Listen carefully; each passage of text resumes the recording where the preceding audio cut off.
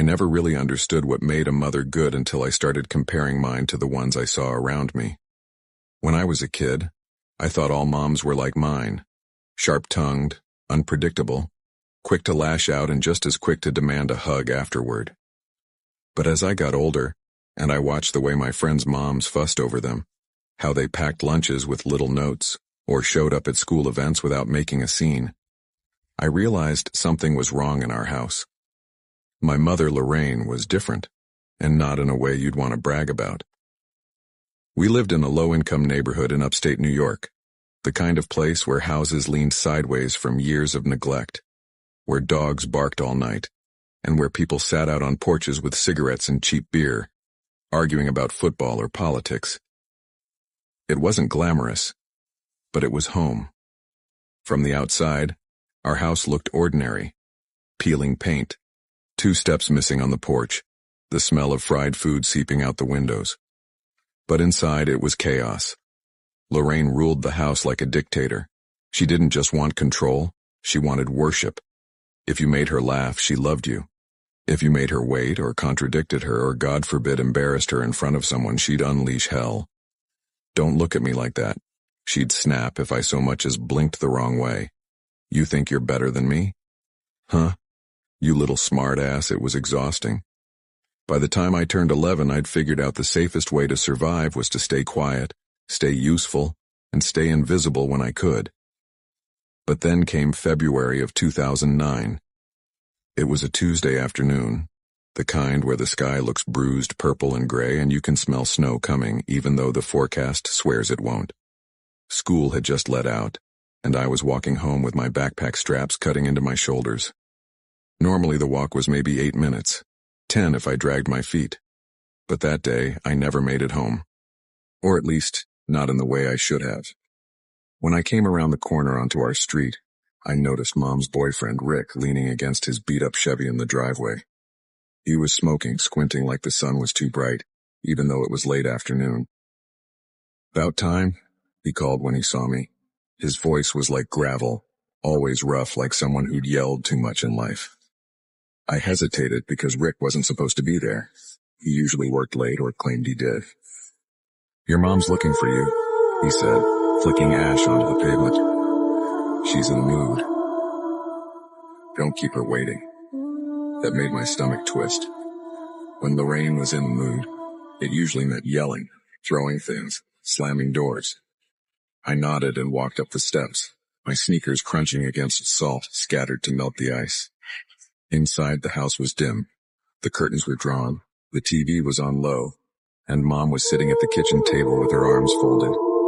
She had a cigarette burning in the ashtray in front of her, and a glass of cheap boxed wine half empty beside it. "You're late," she said flatly. I swallowed. "Only a couple minutes." Her eyes narrowed. "Don't sass me. You walk straight home, you hear me? Straight. None of this stopping to talk to friends or wandering around. You think I don't know what you're up to?" "I didn't—" "Shut up," she snapped. That was Lorraine in a nutshell. You couldn't win. I put my backpack down and sat quietly, hoping she'd let it drop. But instead, she gave me this long, unreadable look that made me shift in my chair. "You love me, don't you?" she asked suddenly. The question was so strange I didn't know what to say. Of course I loved her. She was my mom. But something about the way she asked it made me nervous. "Yes," I said softly. Her lips curved into a smile that didn't reach her eyes. "Good. 'Cause I got a plan, and you're gonna help me." It started small. She told me not to worry, that it was just a little scheme to set us up right. She was tired of being broke, tired of living in what she called this dump of a town. She told me we were going to be rich. "People are suckers for a sad story," she explained, dragging on her cigarette. "You just watch. They'll eat it up. And all you gotta do is play along." I didn't understand at first. But then she laid it out. I was going to go missing. Not for real, of course. At least that's what she promised. Just long enough to get people talking, to get the news involved, to get the reward money rolling in. "We'll be famous," she said, her eyes shining with a manic energy. We'll be on TV, maybe even get a book deal. And when the money comes in, we split it. He'll thank me one day. I sat frozen in my chair, my heart pounding. I don't want to, I whispered. Her face darkened instantly. Don't want to, she hissed. After everything I do for you? You ungrateful little brat. She slammed her hand on the table, making the ashtray jump. You're gonna do what I say. End of story. I wanted to protest, but I knew better. So I nodded. And just like that, my nightmare began. The next afternoon, Lorraine sent me off to school like nothing was wrong. She even packed me a peanut butter sandwich, which she rarely did. I remember thinking maybe she'd changed her mind. But when the final bell rang, Rick was waiting outside the school gates. He smiled in that creepy, too-wide way he had and waved me over. Your mom said I'm supposed to give you a ride, he said. I wanted to run, but I didn't, because I knew if I disobeyed, the punishment at home would be worse. So I climbed into his car. Instead of taking me home, he drove to a run-down duplex on the other side of town. The blinds were drawn, the yard was overgrown, and the whole place smelled like mildew when he unlocked the door. Just hang out here a while, he said. Your mom will explain later. And then he locked the door behind me. The first night, I sat on a stained mattress in a back bedroom, hugging my knees, trying not to cry. By the second day, I realized this wasn't going to be over quickly. Lorraine came by once, bringing me fast food, acting like this was all normal. You're safe here, she said casually, setting down a bag of fries. Don't make a fuss. People will be out there looking for you soon. You just sit tight. Why can't I go home? I asked, my voice breaking. Because, she said sharply, that's not how the plan works. Don't you want us to be rich? Don't you want a better life? I shook my head, tears running down my face. Her expression hardened. You'll thank me later. Then she left, locking the door behind her. Meanwhile, outside, the whole town went crazy. Neighbors organized search parties. Flyers with my school picture plastered across them went up on telephone poles. The local news ran nightly segments about the missing girl and Lorraine. She played the grieving mother. On camera, she cried. She begged for my return. She clutched a teddy bear and talked about how scared she was. People ate it up. Donations started pouring in. Strangers handed her money on the street. Churches collected offerings. A local business put up a $10,000 reward. And all the while, I was sitting in that stinking room, hungry, scared, and alone. I grew up in a small Northern California town in the early 1980s. A place that felt sleepy and ordinary on the surface, but was filled with the kinds of neighbors that could either watch over you like family, or make your skin crawl without you really knowing why. I was just 3 years old when most of this started. At that age, you don't know what danger looks like. You don't even know what evil is. You only know the sound of laughter, the comfort of your mom's arms, or the sting of getting scolded when you've pushed your luck too far. But my mother did know. She had worked for the sheriff's department before I was born, interviewing criminals, taking notes on cases, and speaking to people who had done things most folks don't even want to imagine. She had this instinct about people, this radar for when something wasn't right.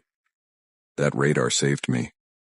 We lived on a dead-end street in a modest neighborhood, the kind of place where every front yard had patches of dandelions, where people left their garage doors half open on weekends while working on cars, and where kids played until the streetlights blinked on. Across the street lived an elderly couple, Mr. and Mrs. Barlow. Mrs. Barlow was a short, round woman with a thick drawl that didn't quite fit Northern California. Sounded more like she'd come from Oklahoma or Arkansas. She loved her cats, and when I say loved, I mean she had at least a dozen of them sprawled across her driveway, porch, and even the roof of her beat-up Ford. She also kept birds, rows of cages out back filled with parakeets, finches, and oddly enough, quail. Whenever she cleaned the cages, the sour stench would drift across the street, and my mom would wrinkle her nose, muttering, Lord, that woman needs a stronger stomach. Mr. Barlow was a different story. Tall, thin, always in old jeans and a belt that seemed too tight. He didn't smile the way neighbors usually do. He'd look at me too long, like I was some puzzle piece he wanted to figure out. To my 3-year-old self, he just seemed like another grown-up. But to my mother, he set off alarm bells. She never said exactly what tipped her off. Maybe it was his tone. Maybe it was the way his eyes lingered. But she never trusted him around me. Early memories. I can still recall standing at the edge of our yard, watching Mrs. Barlow scatter birdseed, the cats weaving around her ankles. I wanted so badly to go over there, to see the bright yellow finches and the funny little quail pecking in the dirt. "Mom, can I go?" I'd beg. She'd glance over and her voice would go firm. "Not with him there. You can wave from here." Sometimes, when Mr. Barlow wasn't around, she'd let me cross the street. I remember toddling across, gripping a popsicle stick in one hand and being ushered into their living room where the smell of cat litter mixed with bird feathers. Mrs. Barlow would hand me a cookie and ask me questions in her slow, drawling voice. But the moment Mr. Barlow came through the door, my mom's tone changed. "Time to come back, honey," she'd say, sharp and final. I'd pout. "But I want to see the birds." "Not now." "Come on." Her instincts never wavered. The creepy invite one memory still makes my stomach twist. I was playing on our front steps when Mr. Barlow strolled over, hands shoved deep into his pockets. He squatted down to my level, his face just inches from mine. "You can come on back with me," he said in this low, coaxing tone. "I got something neat to show you." Before I could even react, my mother's voice cut through the air like a whip. "She's not going anywhere with you, Bill." I didn't understand then, but I remember how tight her grip was on my arm when she pulled me up. She didn't yell at me, but her body was stiff, her jaw clenched. I could feel her heart hammering through her hand. Later that night, she told my dad, "I don't like the way he looks at her. I don't like it one damn bit." Other neighbors. Not every neighbor was like that. Down the street lived a single mom, Mrs. Hill, with 2 boys who were always getting into trouble. I didn't know until later that their dad had left after coming out as gay. Then there was Miss Jean, an older woman with a black lab who'd slobber all over me while she laughed, and Miss Patty, who kept a garden so full of flowers it looked like a postcard. But at the Barlow's house there was no wandering, no exploring. My mom's rules were firm. You don't go past the driveway. You don't follow him anywhere. If I say come back, you come back. No questions. At 3 years old, I thought she was just being mean, but she was protecting me from something far worse. The girl. There was another girl I sometimes played with, Marcy. She lived a few blocks over with her mom and aunt. Her mom was overweight, missing most of her teeth, and seemed checked out. Always smoking, always tired. Marcy told me once, in the way kids blurt things out, "My mom lets me go over to Mr. Barlow's. He gives me candy." At the time, it didn't strike me as odd, but years later, when my mom told me what she suspected, my stomach dropped, because that's what he did. The revelation I didn't understand until I was older. I asked my mom one day, when we were driving past our old neighborhood, whatever happened to Mr. Barlow? Her knuckles tightened on the steering wheel. She stared straight ahead and said, "He died. And it's just as well. He was a bad man." I pressed her, the way kids do. "Bad like what?" Her jaw worked before she answered. "Bad in a way you don't need to understand yet. Just know I never trusted him around you, and I was right not to. It wasn't until I was much older that I learned the truth, that he had been accused, quietly whispered around town, of hurting children. That Marcy's mom let him live with them after his wife finally divorced him, that he kept doing what he'd always done. And Marcy never got a happy ending. Reflection. Looking back, I think about how easily things could have gone another way, if my mom hadn't had that instinct, if she hadn't yanked me back every time he tried to draw me in. She wasn't perfect, far from it. She was strict, sometimes harsh, and her temper could leave me in tears. But when it mattered most, She was the wall between me and a monster hiding in plain sight. I think about Marcy often, the little girl with tangled hair who deserved better, the way she never smiled quite the same after a certain summer. And I think about how evil doesn't always look like some stranger in a dark alley. Sometimes it looks like the quiet man across the street with a pocket full of candy and a smile that never reaches his eyes. I grew up in a family where appearances mattered more than the truth. My mom, Lorraine, always had this way of making herself look like the perfect mother to outsiders, but behind closed doors, she could be sharp, cold, and sometimes downright cruel. I'd learned early on that emotions were treated like weaknesses in our house. If you were sad, you were dramatic. If you were scared, you were imagining things. And if you were angry, well, anger was Mom's domain, nobody else's. Still, even with all of her toxic traits, I could never shake the fact that she was my mother. And when she told me what happened to her a few weeks ago, her voice breaking in a way I had never heard before, I realized something. Whatever mask she usually wore had shattered that day. What she went through was real, terrifyingly real, and in her own way she was still struggling to process it. It was a late Saturday afternoon, a sticky kind of spring day where the air in Charleston, South Carolina hung thick with humidity. Mom had been helping with the kitchen renovation at our house. Well, helping mostly meant bossing everyone around. But that day she needed to grab some small tools and supplies. She decided to head down to Clayton's Hardware and Appliance, a big box type store just 10 minutes from home. "Don't take forever," Dad had said, wiping sweat off his forehead as he wrestled with the cabinets. "Relax, Greg," Mom had shot back, tossing her purse over her shoulder. "I'll be back before you're even done swearing at those hinges." I remembered laughing a little. Classic Mom, sarcastic, sharp, but I had no clue what was about to unfold when she left the house. Mom parked her old Honda near the far end of the lot, the only spot open close to the garden section. She hated parking out there. It meant a long walk. Still, she grabbed her reusable bag, locked the doors, and started heading toward the entrance. That's when she noticed it.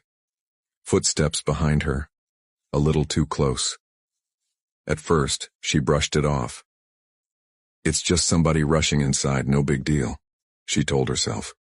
But that uneasy feeling, the one that tightens your stomach before your brain even catches up, had already taken root.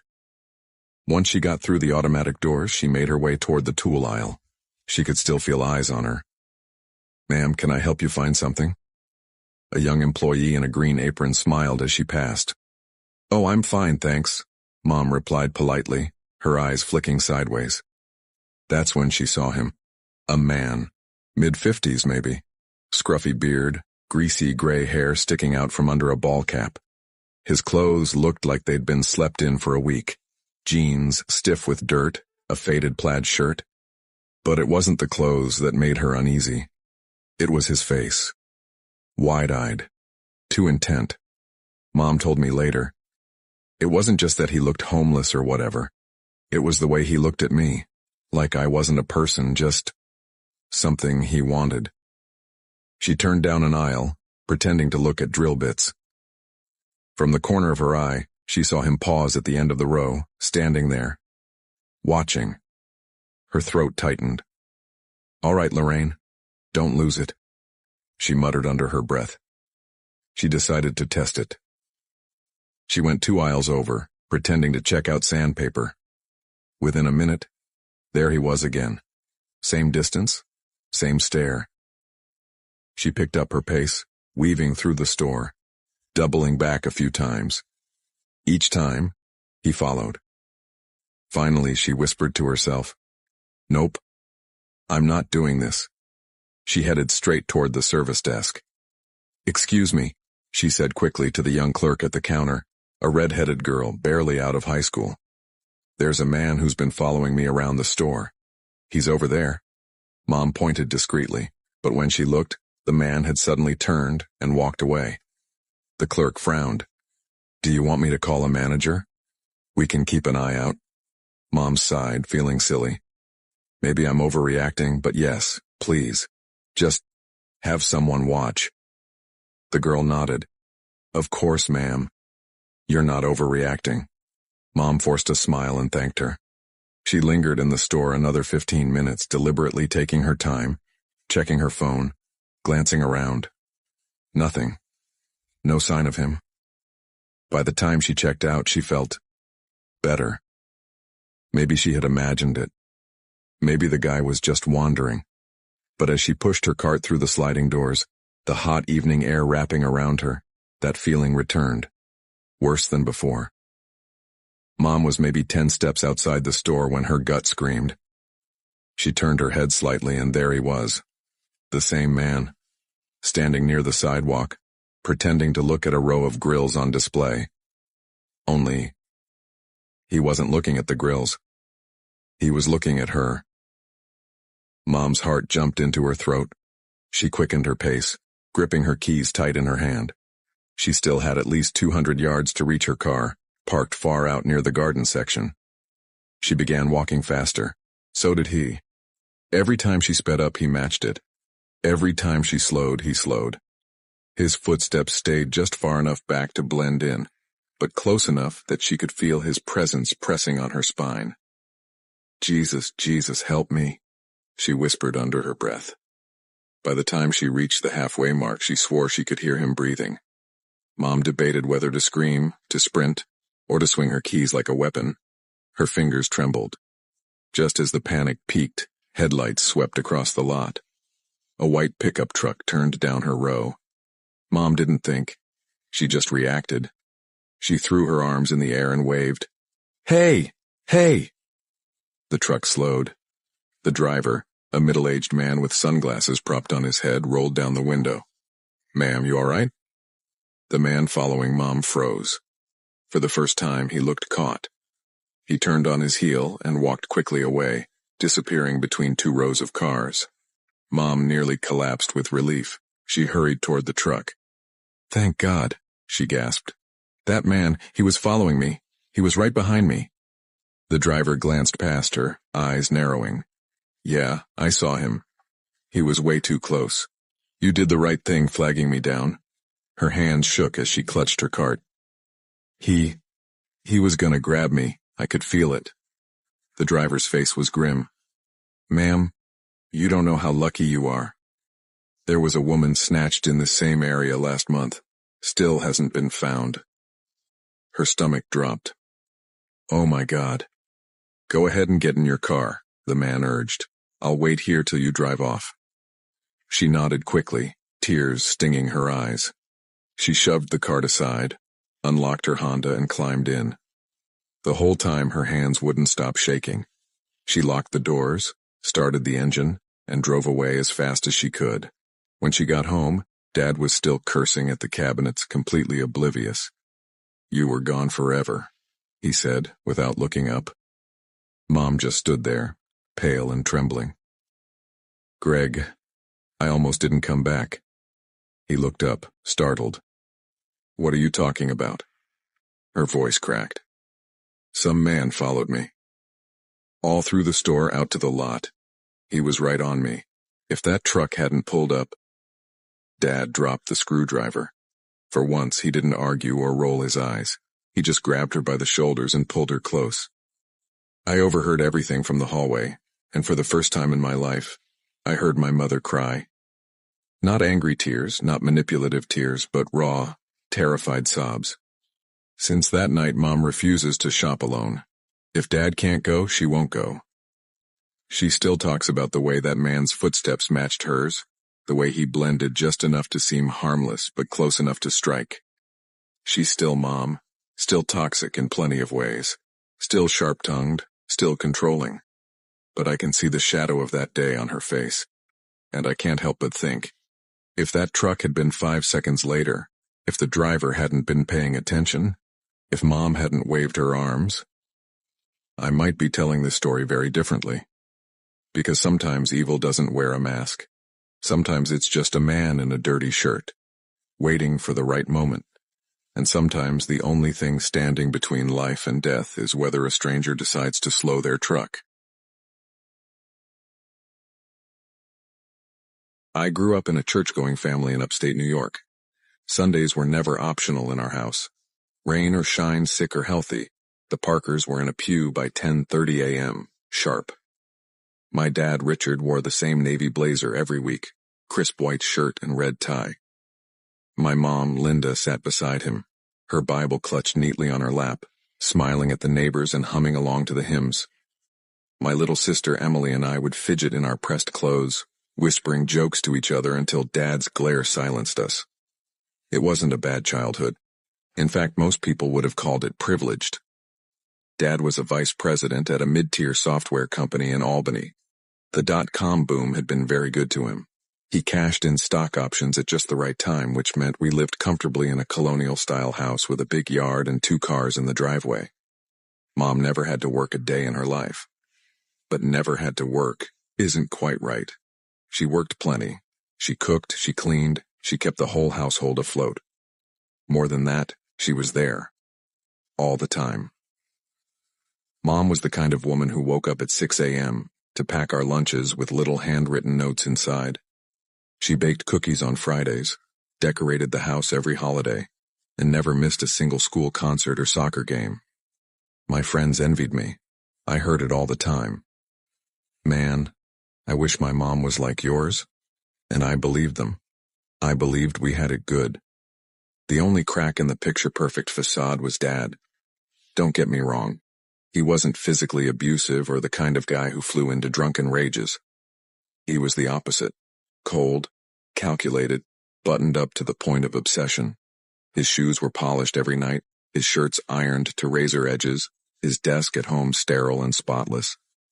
He'd correct your grammar mid-sentence, lecture you for chewing too loudly, and if you dared to laugh at the wrong time in church, you'd get the death stare. It wasn't until I was in my late teens that the truth came out. Dad was involved in things far darker than any of us knew.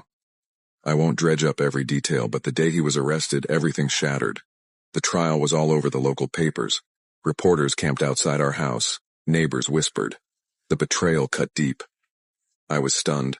Emily was heartbroken. And Mom tried to shield us. She tried to be the rock. She divorced him, walked away, and got a massive settlement. Enough to keep us financially secure forever. We downsized to a smaller house, but we never went without. Emotionally, though, that was another story. Years passed. By the time I was pushing 30, I had my own place on the other side of town. Emily was still at home, though. She'd graduated high school and decided to take a year off before college, working part-time, figuring out what she wanted. Mom had sold the family home and bought a small 2-bedroom bungalow. It was cozy, sure, but too cramped for 2 grown women. They bickered constantly. I remember one night Emily called me. "Alex, she's losing it." "What do you mean?" I asked, half asleep on my couch. "She just screamed at me because I said I was thinking about moving out." "Well, I mean, it is a small house." "No, Alex. You don't get it. She called me a selfish little bitch. Mom, our mom. She cursed at me." I sat up. "What? No way. Mom doesn't swear. I'm telling you she did." She looked me right in the eye and said it. I didn't know what to say. The harshest word I'd ever heard my mom use was, "Dang it." The idea of her spitting venom at Emily didn't compute. "Maybe she's just stressed," I offered weakly. "Stress doesn't make you call your daughter a bitch." I let it go, thinking it was just tension from living in close quarters. But Emily was right. That was the first crack in the facade. Weeks later, the phone call came that changed everything. It was a beautiful June afternoon. Melissa, my girlfriend at the time, and I were walking through 5 Rivers Nature Preserve. Birds chirping, sun filtering through the trees, her hand warm in mine. My phone buzzed in my pocket. Private number. "Spam," Melissa said. "Don't answer." But something in my gut said otherwise. "Hello? Is this Alex Parker?" a man's voice asked. "Yeah. This is Officer Jameson with the Albany Police Department. I'm calling regarding your mother, Linda Parker." My stomach dropped. "What happened?" "She was arrested earlier today for assault." I laughed nervously. No, you've got the wrong person. My mom doesn't. She broke another woman's arm during an altercation.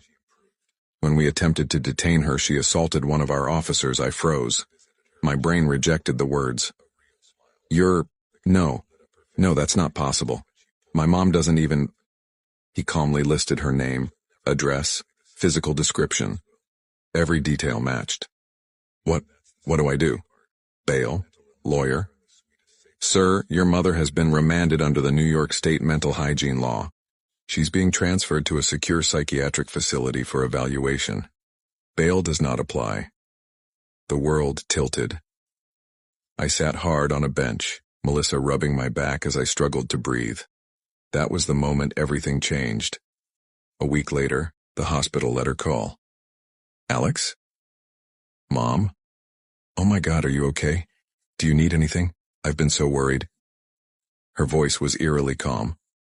I need you to do something for me. Anything. Find the cop who arrested me. Officer Jameson. Badge number 437. Spit in his face for disrespecting your mother. Mom, what are you talking about? Her calm tone snapped into a piercing shriek. Spit on him! The sound made me rip the phone from my ear. I'd never heard her scream like that, not even close. Mom, please. She hung up. The first visit with Emily was worse. The hospital smelled like bleach and despair. Locked doors buzzed open. Nurses in scrubs walked briskly past. My chest felt like it was caving in. When we entered her room, she was sitting quietly on the bed, hands folded. For a split second, I thought maybe the staff had exaggerated. Then she saw me. You didn't do it, she hissed. Didn't do what? You didn't spit on him. You're weak, just like your father. Mom, please. She lunged. Emily screamed. Orderlies rushed in. They pinned her down as she thrashed, snarling like a rabid animal. That wasn't my mom. That wasn't the woman who raised me. The months that followed were brutal. Emily and I leaned on each other. We visited, we listened to doctors, we sat through endless meetings. The diagnosis, acute psychotic break. Years of suppressed stress, trauma from Dad's implosion, compounded by isolation.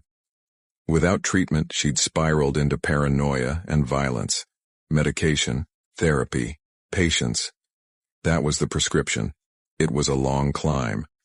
Some days she was lucid, sweet, almost her old self. Other days she was venomous, hateful, spitting out words I never thought I'd hear from her mouth. But slowly, painfully slowly, she improved.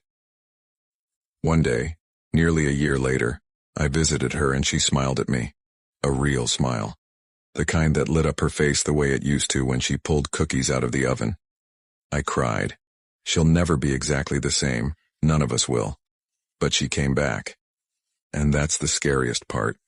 Mental illness can turn the sweetest, safest person in your world into a monster, and you'll never see it coming.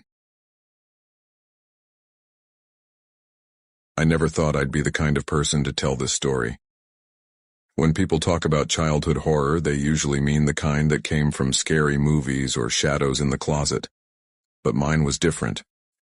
Mine wasn't about monsters or ghosts. It was about my mother. Her name was Lorraine Holt, though most people in town just called her Lori. If you asked the neighbors, they'd tell you she was a hard-working single mom trying to make ends meet. And sure, on the outside that's what it looked like. She worked at a local diner, always had her hair pinned up tight, and walked with that sharp-heeled confidence that made people believe she had her life together. But behind closed doors, she was someone else. Someone mean. Someone who knew exactly where to cut when she wanted to hurt you. I was 9 years old when the worst day happened. The day I thought she was going to die right in front of me. But to understand why that day was so burned into my head, you need to know how things were with her. Lorraine wasn't the type of mom who hugged you goodnight or asked how school went. She was the type who'd yank the blanket off your bed at 5 a.m. and say, "Get your lazy ass up, the world doesn't wait for nobodies." She was the type who'd pick apart everything you did, how you held a fork, How you walked, how you looked at her. Don't slouch. You look weak. Speak up, for God's sake, people will think you're slow. Quit crying. Tears don't pay bills, that was her rhythm. Sharp words, sharper looks. My dad wasn't in the picture. He left when I was a toddler. From the bits I picked up, he and Lorraine fought like dogs, and one night he just never came back. She never let me ask about him. If I so much as said, "Did Dad?" she'd slam her hand on the counter and cut me off. "Don't you dare bring him up in this house. He's a ghost, dead to us." So it was just me and her. And sometimes that was the scariest part of all. The day it happened started out ordinary. It was a Saturday morning in the middle of May, warm enough that the air already had that sticky feel by 9 a.m. Lorraine had woken me up yelling about laundry. "Jesus Christ, Tyler, do I have to do every goddamn thing in this house? You can't even remember to switch the clothes to the dryer. What are you, useless?" I was still rubbing sleep out of my eyes. I forgot last night. I'm sorry. Sorry, don't put clean pants on your ass," she snapped, slamming the washer lid. "Hurry up, I gotta get cash out before we hit the strip by the strip." She meant the row of discount stores out on Briarwood Avenue. That was her idea of a weekend outing, half shopping trip, half scavenger hunt for deals. And of course I had to tag along, whether I wanted to or not. We drove her old Pontiac, windows cracked because the AC barely worked. Lorraine had one hand on the wheel, the other fishing in her purse for a pack of Newports. "You think money grows on trees?" she asked, lighting up. Smoke filled the car, stinging my eyes. "I bust my ass all week and you act like the world owes you candy and toys." "I didn't ask for toys," I muttered. "What's that?" "Nothing." "Better be nothing," she said, exhaling a stream of smoke that hit me in the face. That was her style, turning little moments into lectures. I kept quiet the rest of the ride. We stopped at the First National Bank ATM before the stores. It sat on the corner of a quiet block, just a squat little kiosk with a security camera above it. Lorraine parked right up front, killed the engine, and got out. "Stay close," she ordered, slinging her purse over her shoulder. I trailed behind, bored and half-tuned out while she punched buttons on the machine.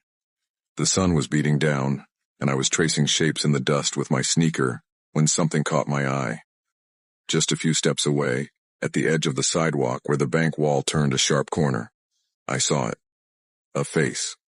A man's face peeking around the corner, wide-eyed, unblinking, staring straight at my mother. I froze. His eyes were strange, too focused, too hungry, and then, just as quick, he pulled back. Gone. "Mom," I whispered. "Not now, Tyler. I'm busy." She didn't even look at me. "No, Mom, there's—" I said not now. Her voice was tight. I bit my lip, looking back at the corner. For a moment it was empty, and I thought maybe I'd imagined it. Maybe I was just daydreaming. But then he was there again. Same face. Same wide stare. My heart kicked into overdrive. "Mom, I'm serious. There's a man—" She sighed hard, buttoning up her purse. "Christ almighty, what now? You're always making up stories." She turned to look just as the man stepped fully into view. He wasn't a shadow. He wasn't in my head. He was real. Tall, broad-shouldered, wearing a ratty gray hoodie with the hood up. His face was sharp, dirty with stubble all along his jaw. And he was coming straight at us.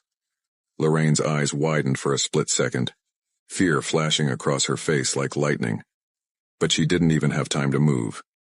His fist came out of nowhere and cracked her across the jaw. The sound was sickening, a dull thwack that echoed against the ATM wall. She crumpled instantly, her purse slipping from her grip as she hit the pavement. "Mom!" I screamed, dropping to my knees. Blood was already dribbling from her mouth, staining her white blouse. Before I could touch her, the man's shadow loomed over me. He yanked me up by the collar of my shirt, his face inches from mine. His breath reeked of cigarettes and something sour. "Shut the fuck up," he roared.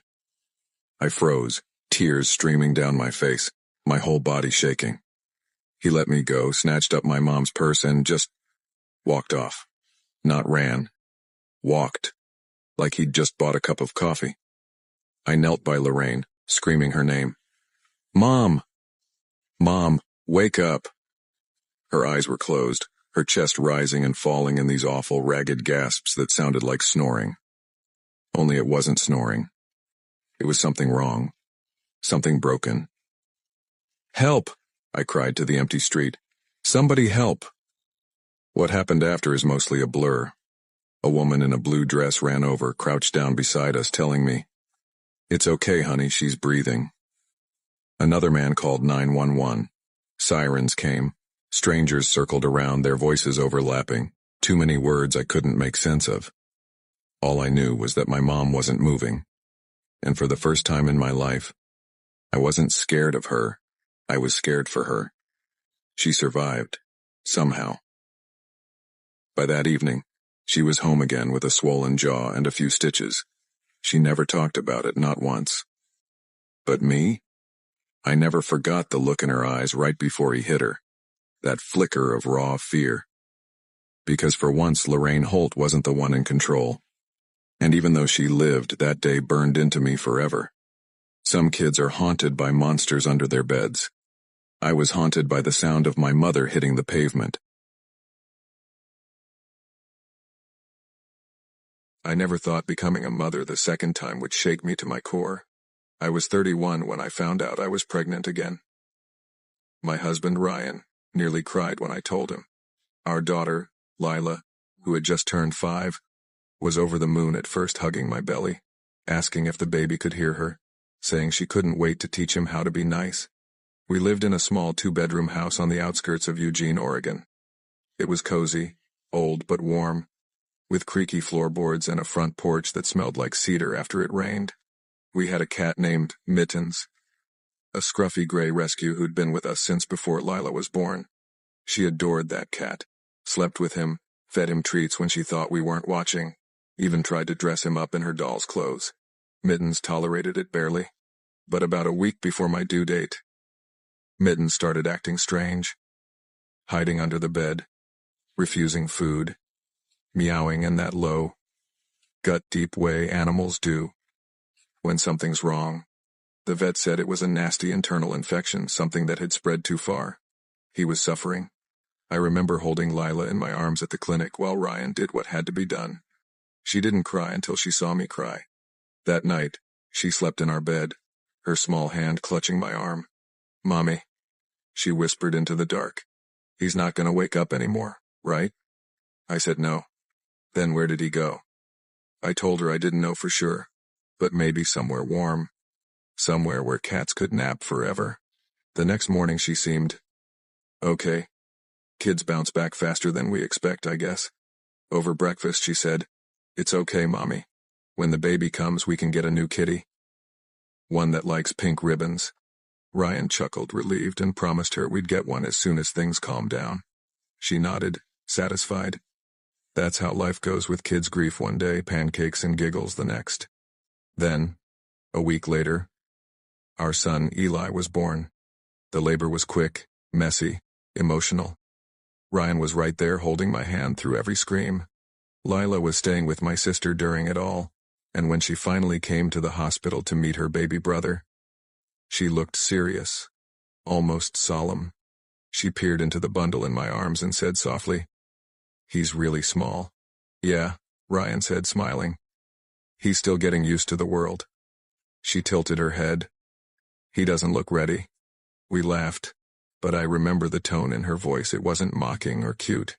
It was observant. The way adults sound when they're talking about something bigger than they should understand. We brought Eli home 2 days later.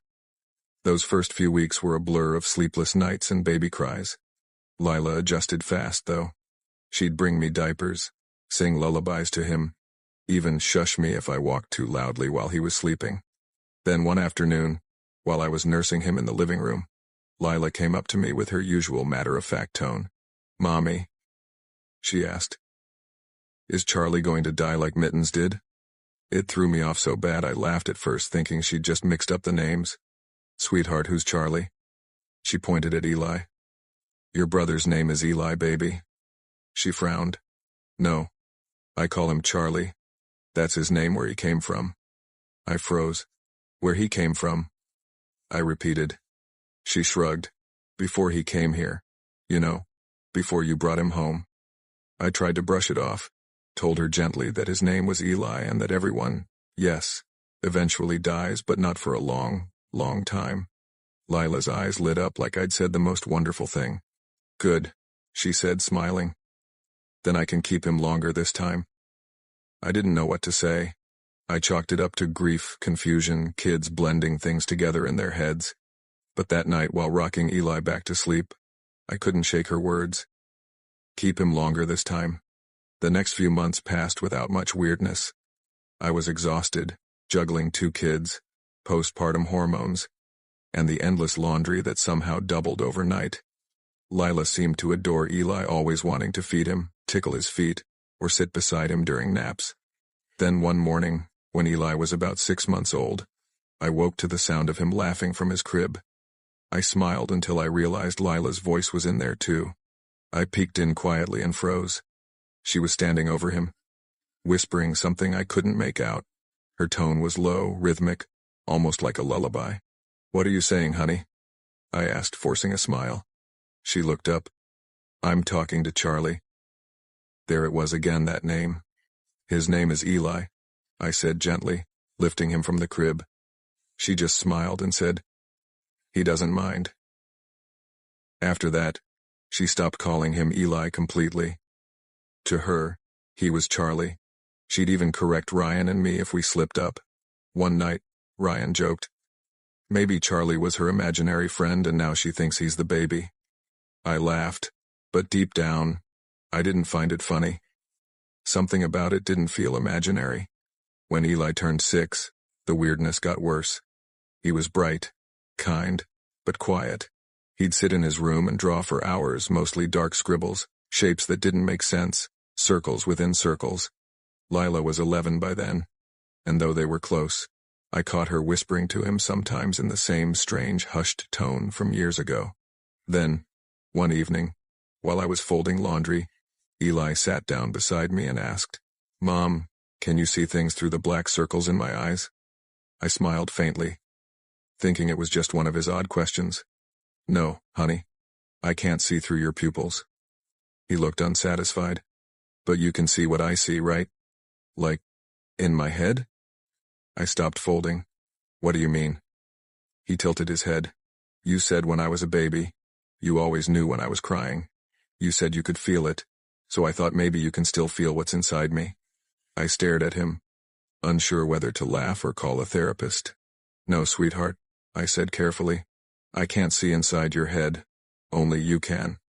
He frowned, like that was the wrong answer. "Then how do you know what he wants?" He asked. "Who?" He didn't answer. He just smiled and said, "Never mind," before walking off to his room. That night, I found Lila sitting outside his door. "What's wrong?" I asked. She looked pale. "He's talking to Charlie again." I froze. "What do you mean again?"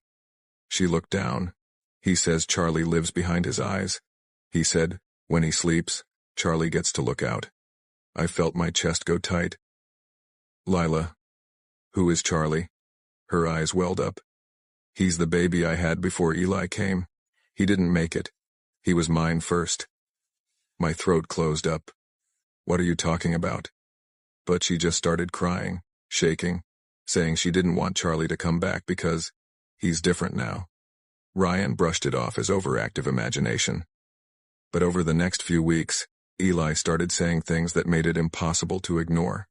Once, he looked at Lila during dinner and said, "Charlie says you shouldn't have told." Lila's fork clattered to the floor. Another time I caught him standing in front of the hallway mirror whispering, "I can see you now."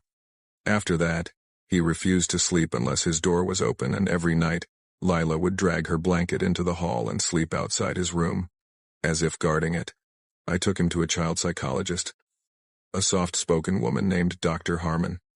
She said his questions about the eyes and seeing what others see were normal signs of a still-forming self-identity. I wanted to believe that. But then came the night I'll never forget. I woke to a sound, a soft tapping.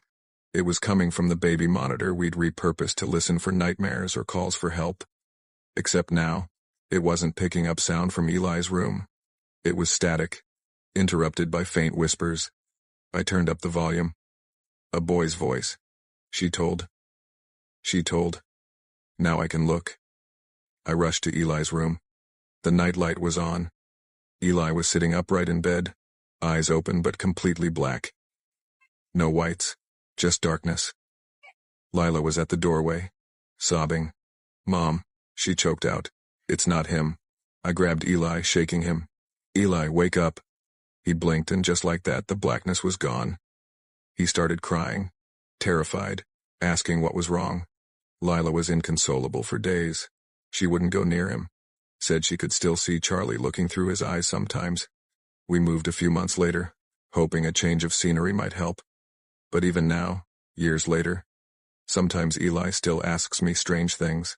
Last week, out of nowhere, he said, "Mom, when I sleep, do you see what I see?" I told him no.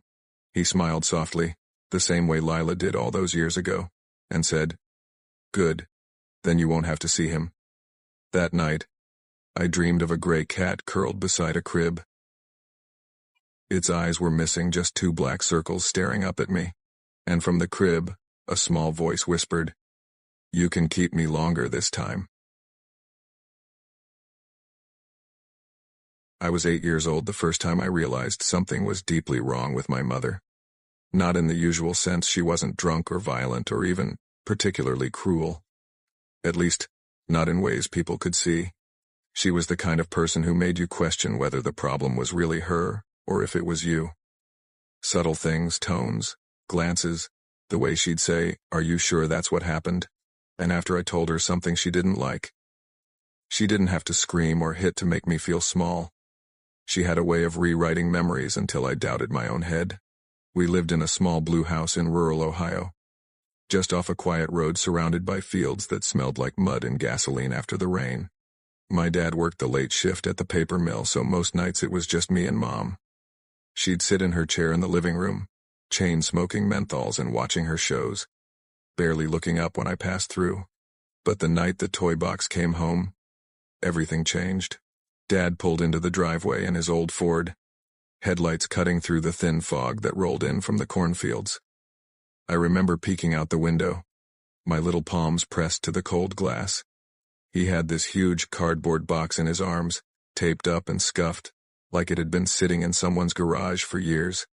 When he came inside, Mom was at the kitchen table, thumbing through a stack of bills. "Don't track mud in," she said without looking up. Dad set the box down. "Got something for the kid," he said with that tired grin he always wore after a 12-hour shift. Yard sale over in Logan. They were letting folks take what they wanted for next to nothing. I tore into the box before he even finished talking. Inside was a mix of old toys, plastic dinosaurs, some wooden blocks, a couple of model cars, and one thing that instantly grabbed me, a small red fort made of heavy plastic. Maybe from some medieval playset. "Sweet, right?" Dad said. "Figured you'd get a kick out of those." Mom finally looked up, her eyes flicking between me and the box. "We don't need more junk in the house," she said flatly. Dad shrugged. "He's a kid, Nancy, let him play." I didn't care what they said. That fort was mine. I remember the weight of it, the way the tiny drawbridge clicked when I moved it up and down. I played with it every day, set it on the living room carpet, and made little armies out of the action figures I already had. But I wasn't really playing alone. At first, I thought it was just my imagination. Like all kids have. I'd talk to my toys, make up stories, and sometimes, it almost felt like something or someone was talking back. I can still hear it. Faint and breathy. "Don't move him there. He's supposed to guard the gate." The first time I heard that, I froze. It wasn't my dad's voice. It wasn't Mom's either. I whispered, "Who said that?" No answer. Just the faint hum of the refrigerator in the kitchen. That night, while I was brushing my teeth, Mom called me into the hallway. "Who were you talking to earlier?" I swallowed. Myself. She stared at me a moment, her eyes sharp like she didn't believe it. Don't lie to me. I wasn't, I said quickly. I was just pretending. She sighed and rubbed her temple. You always were a weird kid, she muttered before walking away. The next few days, things got stranger. Toys started moving. I'd leave the fort set up in the living room and come back to find one of the little figures standing on the roof, when I knew I hadn't put it there. I tried to tell Mom, but she just gave me that same thin smile. Maybe you forgot, she said. Kids do that. But I didn't forget. One afternoon, I was lying on the carpet next to the fort, when I felt something cold on my hand like a finger brushing against it. I jerked back, and the figure I'd been holding clattered to the floor. Then I heard it again. Soft but close this time. You shouldn't have my fort. The voice wasn't angry. It sounded sad. I looked around. Who are you? A pause. Then, I ran straight to Mom. She was standing by the sink, washing dishes. Mom, there's a kid in the living room. She didn't even turn around. Oh, stop it, Ben. There's no kid. I heard him. Enough, she said sharply, slamming a plate down hard enough to make me jump. Don't start making things up just because you want attention. I wanted to tell her I wasn't making it up, but the look in her eyes told me not to. It was the look she got before she said something cruel, the kind that stuck with you longer than any punishment. That night, I couldn't sleep. I could hear whispers coming from the hallway, faint, hushed tones like someone having a conversation in another room. Please, a small voice said. Then silence. When I woke up the next morning, the fort was gone. I ran to the living room and found the box of toys missing. Mom was sitting at the table with her coffee. Where's my fort? She didn't even look at me. Your dad threw that junk out. Why? Because I told him to. You were getting obsessed. I wasn't, I cried. It was mine. She slammed her cup down, coffee splashing onto the table. Don't you dare raise your voice to me. I backed away, trembling. I could feel something tight in my chest, a sadness that didn't feel like it belonged to me. After that day, Dad and Mom fought constantly. I didn't know it at the time, but later I'd find out it was about the toys. Mom wanted them gone, said they gave her a bad feeling. Dad said I was just a kid and needed something to play with. But then one night, Dad came home late. His face was pale, and his hands were shaking. Mom asked, "What happened?" He just said, "We can't keep that stuff. Not after what I heard." That was the last time he ever brought home anything from a garage sale. Years later, when I was in my 20s, Mom and I barely spoke.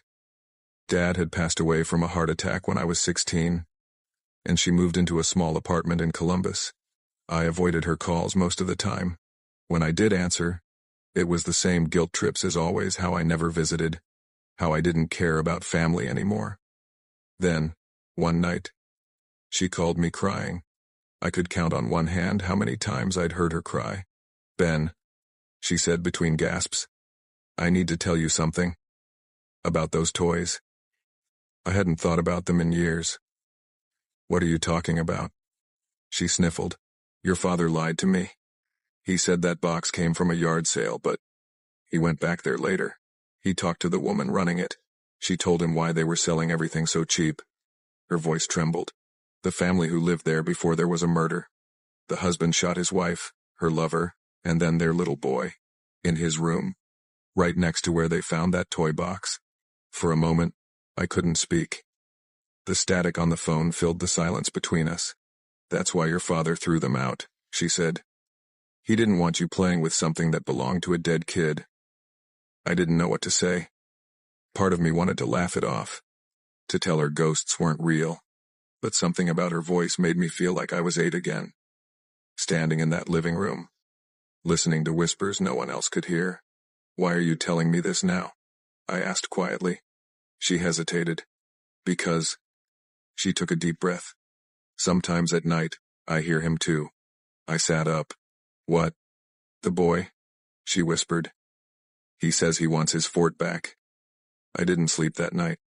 A few months later, Mom passed away in her sleep. Heart failure, they said. I went to her apartment to pack up her things.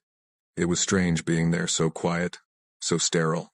No smoke, no clutter, no sound but the hum of the old refrigerator. While going through her closet, I found an old cardboard box on the top shelf. I pulled it down and froze. Inside, wrapped in a towel, was the red fort. I sat there for a long time, just staring at it. It looked smaller than I remembered, faded and dusty, but still solid. My fingers brushed over the little drawbridge, and it clicked open with the same sound I'd never forgotten. Then I heard it. Hi. I turned around so fast I nearly fell. No one was there. My heart pounded. Who's there? Silence. Then, faintly, can I have it back now? I dropped the fort and stumbled back. My breath came in short bursts. The air felt heavy, like the room itself was holding its breath. I backed toward the door, but something made me stop. I turned and looked at the box again. There, in the thin layer of dust on the fort's roof, were tiny fingerprints. I packed up the apartment as fast as I could. I didn't take the fort. I left it sitting on the floor, the drawbridge open like a mouth waiting to swallow whatever came next. That was 5 years ago. I have a daughter now, Sophie. She's 7, with my eyes and my mom's stubborn streak. I promised myself I'd never be like her. Never cold, never manipulative. I'd let my kid laugh, play, be curious. Last week my wife came home with a box of second-hand toys she picked up at a church sale. Sophie was thrilled, dumping them out all over the living room floor. And right there, sitting in the middle of the pile, was a small red fort. I swear to God, my heart stopped. I asked my wife where she got it. She said, some lady was cleaning out her late mother's stuff. Why? Why? I couldn't answer. That night, Sophie set up the fort on the carpet, just like I used to. She made up stories, talking to herself as she moved little figures around. Only, she wasn't talking to herself. When I passed by her door, I heard her whisper, I know, I'll guard the gate for you. I froze. Sophie, I said gently, stepping in. Who are you talking to, sweetheart? She looked up at me with that innocent smile. The boy who used to have this fort. My stomach dropped. What boy? She giggled. He says his name is Alex. That night, I barely slept. I kept hearing faint creaks in the hallway, the soft patter of small feet that weren't there. Around 2 a.m., I got up to check on Sophie. Her door was half open. She was sitting up in bed, facing the corner. Sweetie? I whispered. She didn't turn around. He's sad, she said quietly. He doesn't like that you threw his toys away. My throat went dry. Sophie, who told you that? Her small shoulders trembled. Alex did. I felt cold all over. I forced myself to smile. Okay, honey. Time to go to sleep, all right? We'll talk about it in the morning. She nodded, still facing the corner. He says you can hear him too. I left the room and shut the door gently. I didn't sleep. The next morning, when I went to wake her up, the fort was gone. Her toys were scattered across the floor, but the fort gone. I tore through the living room, the kitchen, even checked outside. Nothing. When Sophie woke up, I asked her what happened. She rubbed her eyes and said, Alex took it. He said it was time to go home. I stared at her. What does that mean? She just smiled. He said, you'll see. That night, I sat alone in the living room, trying to convince myself it was all just some elaborate coincidence. But then I heard the sound. A faint click, the sound of a plastic drawbridge lowering. It came from the hallway, and when I looked toward Sophie's room, I saw it. A faint red glow spilling out from under her door. I didn't go in. I just sat there, staring, my heart pounding so hard it hurt. In that moment, I realized something. My mother wasn't crazy. She wasn't toxic because she lied. She was toxic because she knew. She'd seen the same thing I was seeing now, and instead of warning me, she buried it. Made me feel insane for ever noticing it. And now, it had found my daughter. That was 2 nights ago. Sophie hasn't spoken much since. She sits by her window, humming quietly. Yesterday I found her talking to someone again. I listened from the hall. She said, "It's okay, Alex. Daddy says we can keep it this time." But I hadn't said that. I don't know what to do anymore. My wife doesn't believe me. She says I'm stressed, overworked, imagining things. But I know what I saw. Sometimes at night, I can hear the faint sound of children laughing from the hallway, soft and distant, like an old recording.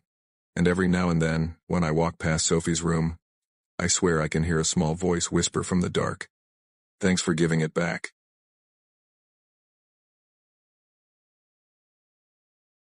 I never thought being a mom would change me in the ways it did. Everyone tells you it's the most beautiful thing you'll ever experience, and they're right. But nobody warns you about how much fear comes with that love. It's like the more you love them, the more you realize just how fragile everything is. Before I became a mother, I used to be calm, logical. I worked as a nurse in Des Moines, Iowa. Night shifts, double shifts, the works. Nothing rattled me. I'd seen blood. I'd seen death. I'd seen kids in the ER with injuries that broke my heart, but I could always compartmentalize it. Then I had my sons. Jack was 4 when this started. His little brother, Eli, was 2. Their dad, Ben, worked construction and was gone most of the day, sometimes out of town for jobs. So most of the parenting fell to me. I didn't mind. I loved being home with them. Our days were filled with peanut butter sandwiches, toy trucks, and sticky hands grabbing my cheeks for kisses. It was chaotic and sweet. But I remember the first time I felt that other kind of feeling. The one I can't even fully name. It wasn't just fear. It was like standing on the edge of something dark and bottomless. It all began one Sunday afternoon. The boys had a pet goldfish named Sunny. I bought it from a Walmart near our house because Jack begged me for something alive. It was supposed to teach him responsibility. I didn't expect it to live long. But somehow Sunny made it 6 months, which, for a fish, felt like a record. That day, while I was folding laundry in the living room, I heard Jack shout from the kitchen, "Mom, Sunny's not moving." I walked over and saw the little orange body floating belly up in the tank. Eli stood beside him, clutching a cracker, staring at it with a confused expression. I sighed softly. "Yeah, honey, I think Sunny's gone." Jack looked up at me, his blue eyes wide. "Gone where?" I knelt beside him. "Well, baby, sometimes pets die. Their bodies stop working, and they go to sleep forever." He blinked a few times. "Like people?" I hesitated. "Yeah, like people. Everyone dies someday." He just stared at me for a long moment, then asked quietly, "Even you?" That question had hit me harder than it should have. My throat tightened. I brushed a strand of hair from his forehead and forced a smile. "Yeah, someday. But not for a long, long time, okay?" He kept looking at me, dead serious. "Good. Good." I froze. "What? Good?" he repeated, turning away to grab a spoon from the drawer. He didn't even look back at me as he said it. I stood there for a moment, feeling my pulse thudding in my ears. I told myself it was just a weird kid thing. Kids say creepy stuff all the time. But there was no humor in his tone, no smile. Just that flat, matter-of-fact delivery. That night after Ben came home, I told him about it. He laughed. "You're overthinking it, Liv. He's 4. He doesn't understand what he's saying." "Yeah, maybe," I said. But something about the way Jack looked at me still sat wrong. The next morning, I woke up to find him standing beside my bed. I didn't hear him come in. He was just there. His little face was an inch from mine. "Mommy," he whispered, "can I see what you look like when you're dead?" My stomach dropped. "What?" He tilted his head. "I want to see if you look like Sunny. Maybe if you lay really still and close your eyes." I sat up quickly. "Jack, that's not funny." He blinked at me, his face totally blank. "I'm not joking. Go back to bed." He didn't move. "When you die, can I keep your eyes?" That time my voice came out sharper than I meant it to. "Jack, stop it right now." He flinched a little, then just quietly turned and walked out. I sat there shaking. My hands actually trembled. I told Ben about it again later that day, but he just shrugged. "He's just curious, Liv. He's learning about death. You're making it weird." Maybe I was. Maybe I was being dramatic. Until things got worse. A few nights later, I was in the kitchen doing dishes when I heard the boys whispering in their room. Eli was giggling, but Jack's voice was low and deliberate. I paused and leaned closer to the hallway. Jack said, "No, not yet. Mommy's not ready." I stepped into the hall. "What's not ready, sweetie?" They both froze. Eli had his stuffed bear clutched to his chest. Jack turned slowly toward me, his face half in shadow. "The hole," he said softly. "What hole?" "The one under the house, the one I made." I laughed nervously. "There's no hole under the house, baby." "Yes, there is," he said. "You can't see it 'cause it's for after." "After what?" I asked, forcing a smile. He didn't answer. He just smiled back, a tight, strange smile that made my chest ache with something I didn't understand. That night, after they were asleep, I went outside with a flashlight and crouched near the crawl space. The house was old, the kind that creaks when the wind blows. I didn't expect to find anything, but when I shone the light under the foundation, my stomach turned over. There was a small pile of dirt, freshly dug. I didn't sleep that night. Over the next week, Jack's behavior changed. He'd sit in the living room staring at the wall for long stretches of time. Sometimes he'd whisper things I couldn't make out. Other times, he'd draw pictures, scribbles of red and black with stick figures lying on their sides. When I asked him what they were, he said, "They're for practice." "For what?" "For when you go away." I tried to take the crayons away once, and he screamed so loud the neighbors must have heard. It wasn't a tantrum cry, it was angry. Adult angry. That night, Eli came running into our room crying. Jack said he's gonna make me sleep forever. Ben finally got mad then. He stormed into the boys' room and shouted, "Jack, what the hell's gotten into you?" Jack didn't even flinch. He just looked at him and said, "You should be nicer. You're next." After that, Ben didn't sleep much either. He started locking the boys' door at night from the outside. I hated that. It felt cruel. But after I found the dead bird in the kitchen, its head missing, I understood. Jack said he wanted to see how it worked inside.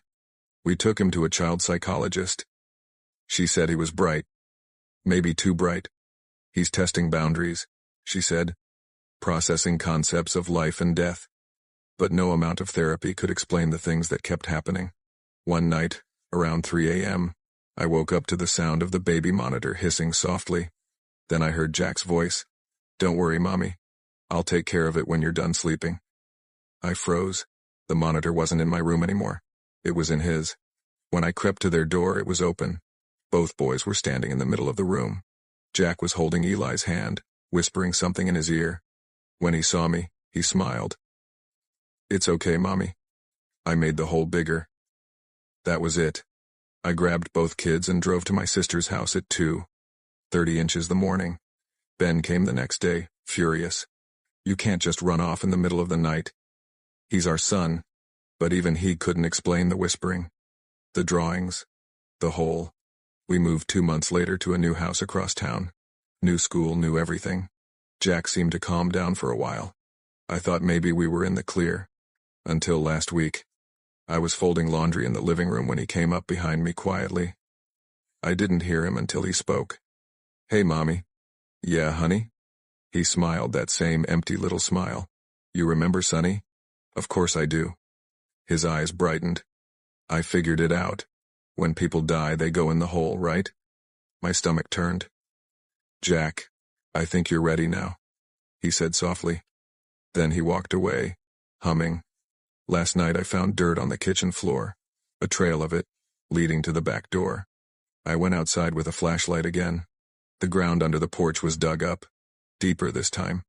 And there, half buried in the dirt, was one of Eli's stuffed animals, its head neatly torn off. I'm writing this in my car right now. The boys are asleep in the back seat. I told them we're going to Grandma's house. But when I looked in the rearview mirror just now, Jack was staring at me through the darkness, his eyes wide and unblinking, and he whispered something I could barely hear. "It's okay, Mommy. I'll help you when it's time." I don't know if I should keep driving or if I should finally stop and look at what's in that hole.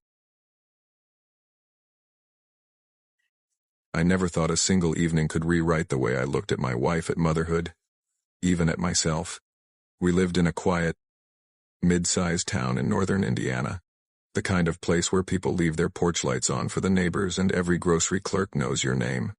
Our home was a small, two-bedroom ranch-style house, sitting near the edge of a wooded street, warm, lived in, filled with laughter most days, and arguments on the others. My name's Caleb Morris. I'm 33. I work nights at an auto parts warehouse, running deliveries and managing inventory. My wife, Tessa, stays home with our two daughters, Lily, who's 6, and Ava, who at that time was only 6 months old. We'd been struggling for a while, not financially, exactly, but emotionally. Ever since Ava was born, something in Tessa had changed. The brightness she once had dimmed, the patience, the humor, it all seemed to drain out of her. I chalked it up to exhaustion, postpartum stuff, stress, but there were days she'd just stare at nothing, like she wasn't really in the room with us. That night started so normal, so heartbreakingly normal. It was around 7 in the evening. I had just come home from a long shift, my back sore, my clothes smelling faintly of motor oil. Tessa was sitting at the kitchen table, scrolling through her phone with that blank look again, while Lily was sprawled out on the carpet watching cartoons, and Ava was cooing softly in her little bouncer. "Hey," I said, trying to sound lighter than I felt. "Smells like takeout night?" Tessa didn't even glance up. "Didn't feel like cooking," she murmured. "There's leftover Thai in the fridge." I nodded, kissed the top of Lily's head. "You been good for Mom today?" She grinned. "Mom said I could have a popsicle before dinner." I gave Tessa a look. She finally raised her eyes from the phone, her expression flat. "It's just one popsicle, Caleb. She's fine." That was how it always went, these little frictions. Quiet, sharp. I tried to ignore it. I heated some noodles, sat down with Ava in my lap, rocking her gently while she gurgled and kicked. Lily sat beside me, unwrapping her bright red popsicle, humming along to some commercial jingle. Then she spotted a lemon on the counter. "Daddy, can I have some lemon?" she asked, pointing to it. "You're gonna eat that with your popsicle?" I laughed. "You'll regret it." But before I could stop her, she licked the lemon slice she'd picked up, puckering dramatically. "It's sour," she squealed, laughing. Tessa looked up suddenly, voice sharp. "Lily, don't eat that." "It's fine, Tess," I said gently. "She's just—" "No, I told you I don't want her eating that." The sudden tone froze me. Lily's face fell. "Sorry, Mommy." I tried to smooth it over. Hey, it's okay. Let's just get you some water, huh?" But Lily frowned. "I want milk." I shook my head. "Milk after lemon, sweetheart. That's gonna mess your tummy up." "Please?" she begged. Tessa snapped. "Fine. Let her learn." I hesitated, but poured her a small cup of milk anyway. She drank it down fast, smiling. Then, almost instantly, her smile broke. "Daddy," she said softly, her little hand pressing to her stomach. "My tummy hurts." I set Ava down in her carrier. "Hey, it's okay. Just take it slow." And then she puked. Not a little spit-up violent. Sudden. All over my shirt, my lap, the couch cushions. The smell hit instantly. I jumped to my feet without thinking. Instinct kicking in to get her off me, and that's when I realized I'd made the worst possible move. Ava, who'd been resting in my lap just seconds before, slipped off as I stood up. I heard a dull thunk and then a sharp cry. My blood went cold. Oh God, Ava. I dropped to my knees, my heart slamming against my ribs. She was wailing, and when I lifted her, I saw it, blood pooling near her eye, spreading fast, bright red against her tiny skin. "Tessa, get the keys, now!" I screamed. But she didn't move. She just sat there, staring. "Tessa!" I yelled again, my voice cracking. Her eyes flicked to me slow, unfocused. "You dropped her?" "It was an accident." "She's bleeding. For God's sake, move." Finally, she stood, her chair scraping the floor, and we rushed to the car. Ava's cries were still piercing my ears as I strapped her into her seat. My hands were shaking so bad I could barely buckle the clip. The drive to the hospital was chaos. Lily was sobbing in the back seat, terrified, while Tessa sat stone-faced in the passenger seat, clutching Ava but saying nothing. "Talk to me," I snapped. "Is she still bleeding?" Tessa looked down, then whispered, "You don't deserve to hold her again." What the hell are you talking about? "You dropped our baby, Caleb," she said, her voice icy. "You dropped her." I wanted to scream, to argue, but the siren of panic in my chest drowned everything else out. At the ER, the nurse rushed Ava into triage immediately. The blood looked worse than it was a small cut right above her eye that had streamed downward, pooling across the surface.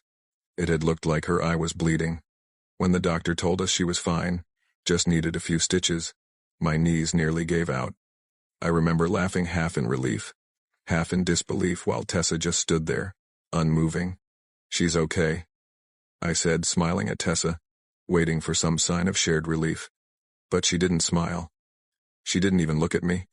On the way home, the silence was unbearable. Lily had fallen asleep, her little head against the window. I kept glancing at Tessa in the passenger seat, her face ghostly in the dashboard light, jaw tight. "I'm sorry," I said finally. "I panicked. You panicked," she repeated flatly. "And she paid for it. That's not fair, Tess. I was holding both of them." She threw up on me. I reacted. "You always react," she snapped. "You never think." That cut deeper than I'd admit. We pulled into the driveway, and as I parked, she turned to me, eyes red but voice eerily calm. "I think you should sleep on the couch tonight." I stared at her. "You serious?"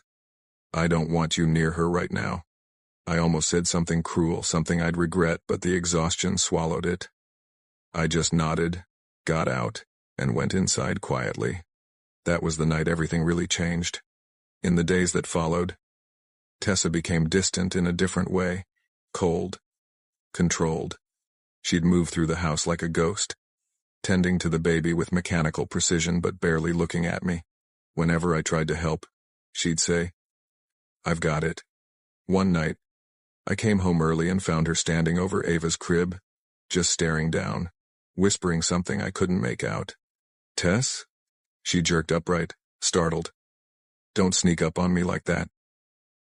"What were you saying?" "Nothing," she said quickly, just humming to her. But she wasn't humming. I know what humming sounds like. And then I started noticing other things, the baby monitor clicking on by itself, the sound of someone whispering over it when Tessa was asleep next to me. Or I thought she was asleep. I'd check the monitor, and the whispering would stop. But the next day, I'd hear her in Ava's room again, voice low, saying things like, "You don't need him. Mommy keeps you safe." At first, I thought I was going insane. Then Lily started saying things. "Mommy told me Daddy makes bad choices," she said one morning over cereal. I froze. "When did she say that?" "Last night," Lily said. "She said if Daddy hurts Ava again we might have to go away." I confronted Tessa that evening, trying to stay calm. "Why are you saying stuff like that to Lily?" She looked at me blankly. "What are you talking about?" "You told her I hurt the baby." "Well, didn't you?" She cut in, her tone sharp, deliberate. "That was an accident, Tessa." Her expression barely changed. "Accidents happen when people aren't careful." Something in her eyes made my stomach twist. It wasn't anger, it was certainty. Like she'd already decided what I was, and nothing I said would ever change it. Weeks went by. The tension curdled into something darker. I stopped sleeping much, half afraid to leave Ava alone with her. But I couldn't prove anything, not yet. Then one night, I woke up to a noise, a faint scraping, like something being dragged. I slipped out of bed and followed the sound down the hall to Ava's room. The light was on. Tessa was standing over the crib again, her hand resting on the rail. Ava was wide awake, whimpering softly. "Tessa," I whispered. She didn't move. "What are you doing?" She slowly turned her head toward me, her eyes hollow, her face pale in the nursery light. She almost stopped breathing. She said quietly, When you dropped her that night. Did you know that? My heart thudded. That's not true. She never stopped breathing. She almost did, she said again. And you didn't even notice. I had to save her. Tessa. That's not what happened, please. She tilted her head. You shouldn't be here. What? She doesn't sleep well when you're here. She senses it. What are you talking about? I took a step forward. She knows. I froze. And then I saw at her hand, hovering near Ava's face. Her thumb pressed just under the baby's nose. I lunged forward, shoving her back. What the hell are you doing? Tessa stumbled, hitting the wall, eyes blazing. I was checking her breathing. You were checking her breathing, she screamed. Ava started crying, and that was it. I grabbed her and backed away. You need help, I said, shaking. You need serious help. She glared at me, her voice dropping low. You're the one who needs help, Caleb. You're the dangerous one. The next day, she took the kids and went to her sister's place. It's been 3 months since then. I see my daughters on weekends. Supervised visits. Tessa filed for separation. Said I was unfit. The court believed her. Sometimes, when I'm alone, I still hear the monitor clicks. The phantom whispers. I tell myself it's just in my head. But every now and then, when I pick Ava up, she flinches just for a second. And Lily asks me why Mommy says I almost killed her sister. I tell her that's not true. That Daddy loves them more than anything. But sometimes, I see the way Tessa looks at me during drop-offs, calm, collected. A faint, satisfied smile, and I start to wonder if maybe the real danger wasn't what happened that night, but what she's capable of believing now, because she's convinced herself I'm the monster, and maybe that's all it takes to become one.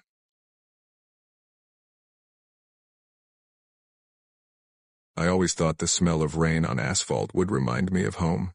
Back then, when I was young, it meant my mom was in a good mood. She'd hum along to the radio, windows open, her long brown hair whipping in the wind as she drove us down those empty Michigan back roads. She'd say things like, "See, Ben, the Lord's washing the world clean again." It's funny how those same words echo in my head now, how something so tender turned into something so terrifying later in my life. My name's Benjamin Price, though everyone calls me Ben. I grew up in Hollow Creek, a sleepy little town outside Traverse City, Michigan. My mom's name was Eleanor Price. If you'd met her back in the day, you'd have sworn she was the picture of what a good Christian woman should be. She had that kind of comforting smile that made people talk to her in grocery store aisles. She baked pies for the neighbors, sang in the church choir, and always smelled faintly of vanilla and lavender lotion. But what no one knew, what I didn't understand until much later, was that behind that smile was something broken, something festering. When I was around 9, my dad walked out. He'd always been quiet, gentle, even, but something in him snapped. I remember one night, I heard them fighting in the kitchen. I peeked out from my bedroom door and saw him with his head in his hands while my mom screamed. She threw a coffee mug against the wall. All I caught before he left was him whispering, "You need help, Ellie. You're scaring him." She just stood there afterward, breathing heavy, shaking. Then she turned to me and said, "Your father doesn't believe in God anymore. That's why he's gone. We'll be fine without him." For years, I believed that. After he left, church became her world. She started spending hours reading scripture out loud, pacing around the house, her voice trembling. At first I thought she was just lonely, but then the prayers started getting strange. She'd stand over me at night, hands trembling, whispering things like, "The devil hides in innocence, Benny. We must stay pure. We must not let him in." I'd wake up and she'd still be there, eyes wide open, mouth moving silently. Sometimes she'd cry. Sometimes she'd smile. I didn't know which scared me more. By the time I turned 16, things got worse. She stopped working entirely, stopped leaving the house except for Sunday service. She said the world outside was infected. She'd talk about purity, sin, cleansing. If I stayed up too late watching TV, she'd unplug it and whisper, "Those pictures, they're how he gets in." If I didn't say grace before eating, she'd make me get down on my knees. Once, when she caught me talking to a girl from my school on the phone. She ripped the cord from the wall and said, "Do you want to end up like your father, chasing flesh while your soul rots?" The thing is, she wasn't always like that. Some days, she'd still make pancakes in the shape of smiley faces, kiss me on the forehead, and hum hymns while folding laundry. Those were the days I'd almost forget the darkness behind her eyes, but it always came back, like something was eating her from the inside out. After high school, I left Hollow Creek for good. I got into a small community college in Ohio. I remember the first night in my dorm room, quiet, warm, no footsteps outside my door, no muttering prayers under my breath just to sleep. I cried that night, not because I missed her, but because I realized how scared I'd been my whole life. I called her once a week, at first. She'd ask if I was praying, if I'd met any pure people. Her voice would crack when I told her I'd made friends. She'd say, "Be careful who you let near your spirit, Ben. Evil hides behind smiles." After a few months, I stopped calling. I told myself it was because of school. But the truth was, her voice made my stomach twist. 3 years later, I got the call. It was from a number I didn't recognize. When I answered, a calm voice said, "Mr. Price? This is Officer Randall from Hollow Creek PD. It's about your mother." My chest went cold. "She's okay," he added quickly. "But she's been hospitalized. She was found wandering barefoot on Route 12 at 2 in the morning. She told a passing truck driver she was walking toward the light. I didn't even pack a bag. I drove 6 hours straight back to Hollow Creek, gripping the steering wheel so tight my knuckles turned white. When I got to the hospital, she was sitting up in bed, hair disheveled, eyes sunken. She looked smaller somehow, fragile. "Benny," she whispered when she saw me. Her voice still had that strange, trembling warmth. I hugged her, but her body felt stiff, like she didn't know what to do with affection anymore. "I was walking to him," she said, looking past me toward the ceiling. "He told me it's time to cleanse again." I heard him clear as day. I swallowed hard. "Mom, you scared everyone. You can't just—" He said, "They're coming for you." She cut me off. "You don't see it yet, but I do. You're not safe out there." The doctor came in soon after, a tired man with kind eyes. He told me she was suffering from severe psychosis, triggered by untreated depression and religious delusions. He recommended long-term psychiatric care, maybe even inpatient therapy. But when I told my mom that, she looked at me with tears streaming down her cheeks and whispered, "You'd put your own mother in a cage?" I didn't have an answer. After her release, I stayed in Hollow Creek for a while. I found work at a small auto shop on Main Street. My mom seemed better. She'd take her meds, smile more, even started cooking again. I let myself believe she was healing, until the day I found her journal. It was lying open on the kitchen table, written in her neat handwriting. Most pages were prayers, but then I flipped to the last entry. "Benjamin is changing. I see it in his eyes. He's been touched by the world, by sin. I have to save him before it's too late. Before he takes him too." My throat tightened. That night, when I confronted her, she just stared at me, calm as ever, and said, "You'll understand soon, when the trumpet sounds." Weeks passed. She grew distant again. Neighbors started whispering that they heard her singing hymns outside at night. One morning, I woke up to find the backyard covered in burnt Bible pages. "Mom," I shouted, storming outside. "What the hell is this?" She looked up at me from the dirt, soot on her fingers. "I had to burn the lies," she said. "They changed his words. The real ones are still in my head." That's when I called Pastor Miller, the man who'd known her since I was a kid. He came over that evening, tried to talk to her, prayed with her, but she refused to look at him. "You don't hear him anymore either," she said quietly. "You've gone deaf to his truth." I could see fear flicker in the pastor's eyes before he left. The night everything broke started like any other. Rain tapping the windows. The hum of the old fridge. The smell of coffee burnt into the air. I'd just come home from work when I saw her standing in the kitchen, staring at the sink. The faucet was running. Water overflowing. "Mom?" I said softly. She turned to me slowly. Her eyes, those same warm brown eyes I grew up with, looked hollow now. I filled it, she whispered, like he asked me to. What are you talking about? The water. It washes away what's wrong. She smiled faintly. He said we'll be clean again. My stomach dropped. Mom, stop please. But she didn't stop. She walked past me, muttering prayers under her breath. I followed her to the living room, and that's when I saw it. She'd placed every photo of me, childhood pictures, graduation, birthdays on the coffee table. All of them were slashed through with a knife. Why are you doing this? I shouted.